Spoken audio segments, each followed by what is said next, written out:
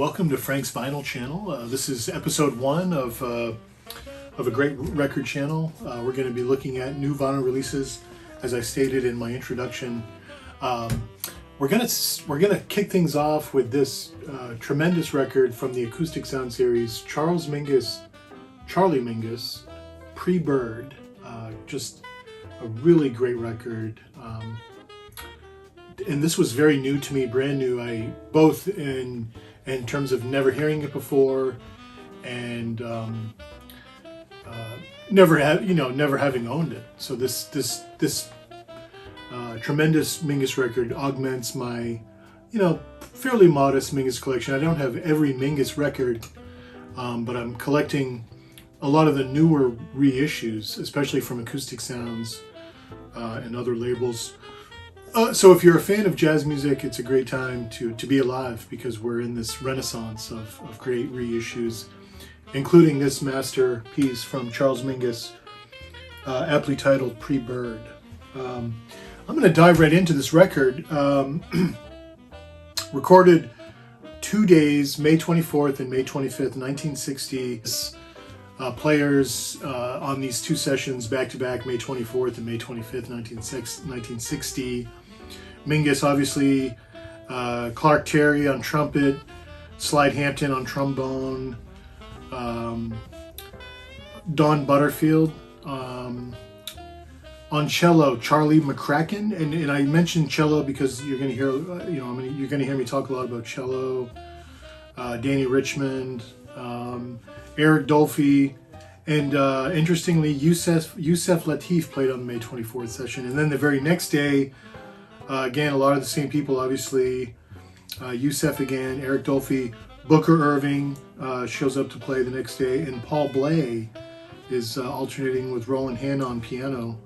And then we also have on vocals Lorraine Cousins, so we'll touch base on her a little bit. But again, just a great record, and I'm going to dive right into it. Again, Charlie Mingus, PreBird, recorded May 24th, May 25th, 1960. So Mingus kicking off a new decade. We'll talk about Mingus and his label story at the end. But kicking right into the record, the first track, Take the A Train, and obviously Mingus, a huge fan and influence of Duke Ellington. And this song really sort of personifies that idea that, Mingus is going to take and open his record with an Ellington song. Really nice orchestral opening. There's a great first piano solo, some real nice blends, great harmony, just some hot soloing all around. And even with the classic Ellington sound, the trumpet player, with the plunger, Mingus had one of those in his band just to sort of, to emulate his hero. The next song, Prayer, Mingus states a very Mingus-esque theme, if you will. It sort of has a laid-back blues vibe to this one. There's some more harmony, great harmony blends with the horns. The first solo is pretty hot. Mingus chanting, you can hear Mingus chanting in this one. You can literally hear him grabbing the strings. I mean, he's such a physical bass player, right? Such a monster on the bass. So yeah, he's grabbing the strings. There's some really great stuff underneath. There's some really nice color going on. The next song, Eclipse, which obviously the title evokes darkness and the moon and eclipse perhaps, but there's some light singing, and this is when Lorraine Cousins, the vocalist, she's singing on this one. There's a real nice bass pulse opening this. The lyric, when the moon meets the sun, I mean, to me it was very Sun Ra-esque, with their vocalists, Sissy, I forget her name, but there's some interesting cartoon-esque lines underneath here on this one. Really nice piano theme, pretty solo build, and cascading up and down into the night sky. Lorraine's vocals pick up again, and there's some really nice accompaniment behind her. Again, sort of Sun Ra-esque this tune reminded me of some of Sun Ra's music, but a very interesting tune. The next tune, Mingus Fingus No. 2. This one was, again, very smoking. Had a really strong kind of big band feel opening. Mingus laying down a pretty fat line. Really hot first sax solo. Again, like on all these tunes, great harmony underneath. The horn blends underneath are just amazing. Tremendous trumpet solo. Maybe it was Clark Terry. He was on this session. Just, you know, and this one in particular, you hear about that. I want to talk about it. Some of Mingus's music sounds like breathing, right? Like the music is breathing. You know, it has this sort of this in and out flow, if you will. You know, spread across different intervals and time signatures, if you will. But it's there. You can hear it on a lot of Mingus's records. The music is breathing. It's opening up. You know, it's oscillating. And that's the classic Mingus sound. I hear it on a lot of his records. I might be in a record store, and you know, a Mingus record will come on, and then I'll start hearing that. I'll start hearing that breathing. You'll hear that on Mingus Fingus No. 2 as well. The next song, Weird Nightmare. This one had sort of an interesting avant-garde bass opening to me. You know, it almost sounded like Eclipse. A couple songs played earlier before this. Mingus hitting some great bass lines, and really a really nice highlight for Mingus on that one. The next one, Do Nothing Until You Hear From Me. Now this one was different. It had sort of a driving blues sound, like something you'd hear from the 1940s. Pretty hot solos again. Mingus again, just on fire, like he's been this whole record.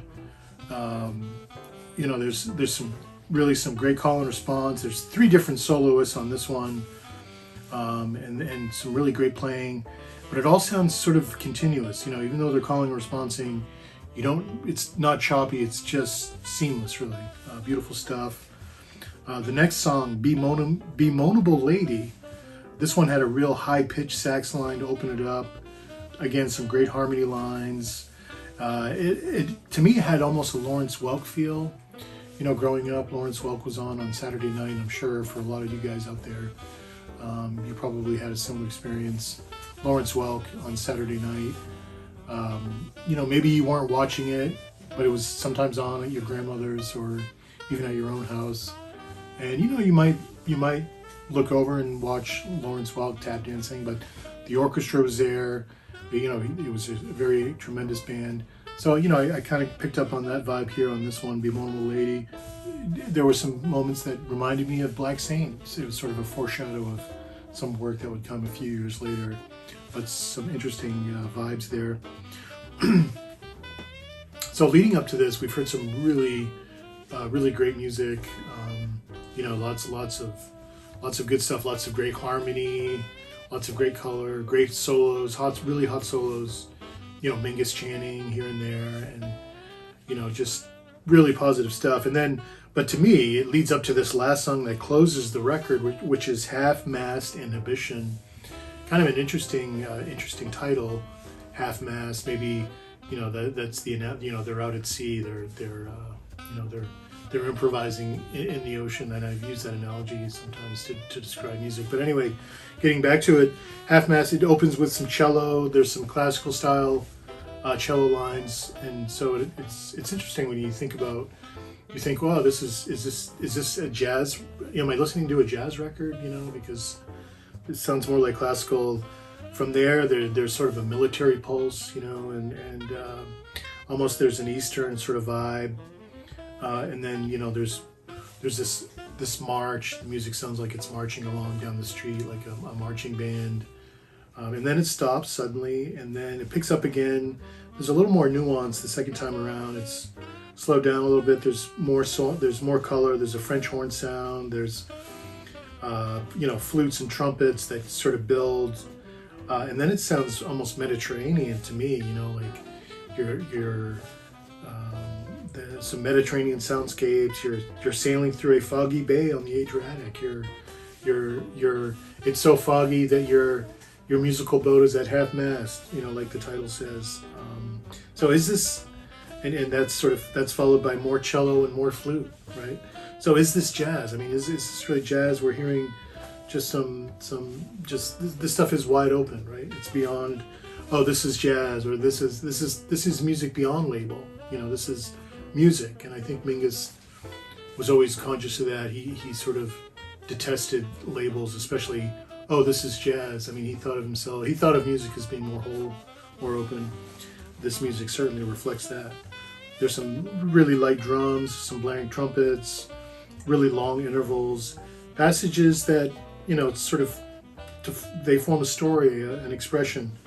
There's some more deeper cello lines. This is really contemplative music. At one point, I even heard a he-hi faux-fum, you know, a sort of melodic he-hi ho-fum, and really a big build to close, and just a wild ride. And so that last song, I just want to reiterate, Half-Mast Inhibition, 8 minutes and 12 seconds long on side B, pretty long for 1960. You know, that's a long piece of music, 8 minutes and 12 seconds. Recorded in May of 1960, but not released until September of 1961, so almost a year and a half later. One was on a completely different label. Charles Mingus Presents Charles Mingus on the Candid label. And then this one, PreBird, and then followed by Mingus, again, another Candid label. So, I mean, on this one, he was on Mercury, and so he was in between Candid. You know, maybe it was just a one-off with Mercury. But again, just to underscore the greatness of this record, you know, you can pick it up. There's a link in my bio to the Acoustic Sounds store if you want to pick it up there. I recommend, or you know, any of your, wherever you buy records, right? Your local retail or your favorite online store. I'm sure they'll have it. But this is a great release for Mingus fans and for jazz fans. So please feel free to comment and talk about your favorite tracks, or you know, what you liked or disliked about the record. You know, I just wanted to quickly underscore the presentation, because I feel like Acoustic Sounds, they've really set the bar from what I've seen. And I've been collecting these Acoustic Sounds going back to some of their first releases, the Coltrane stuff, and you know, even some of the stuff before that. But they continue to set the bar.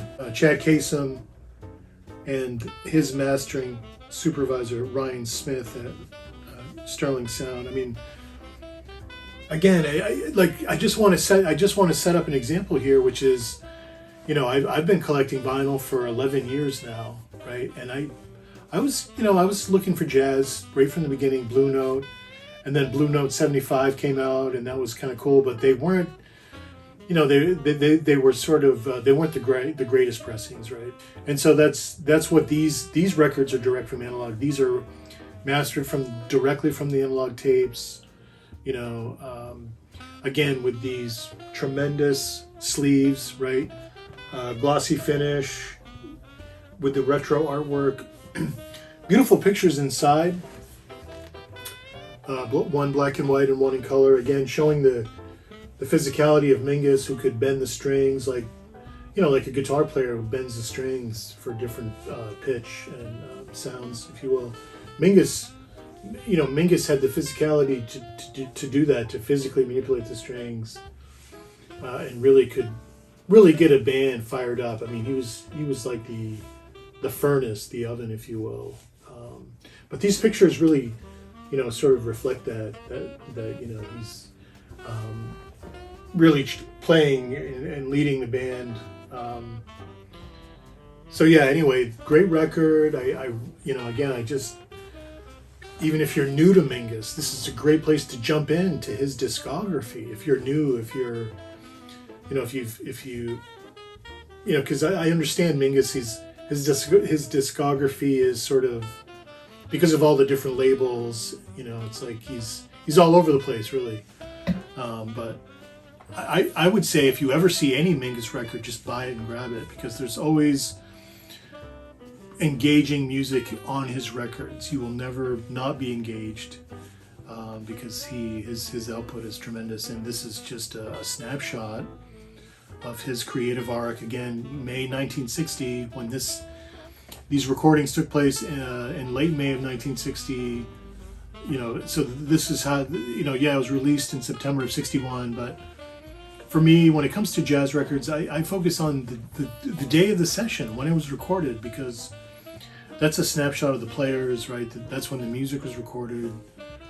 To me, that's more relevant than the actual release date, you know. And you'll hear of some labels more famously than others who would have tremendous sessions and then wouldn't release stuff for 20 years later, you know. And so there's a lot of that. But again, that's why I like to focus on the recording session, you know, the actual date of the session. So yeah, great record. Again, highly recommended. Just great all the way around. I just can't underscore how great it sounds. The presentation is just A+. I always take the plastic off mine, but I always cut out the hype sticker. I love the hype sticker. To me, the hype sticker is like part of the record's DNA, just like the run-out matrix, if you will. But yeah, I love it, and I think you will too. So thanks for listening to me, and definitely give it a listen. I think you'll enjoy it. Thanks. See you next episode.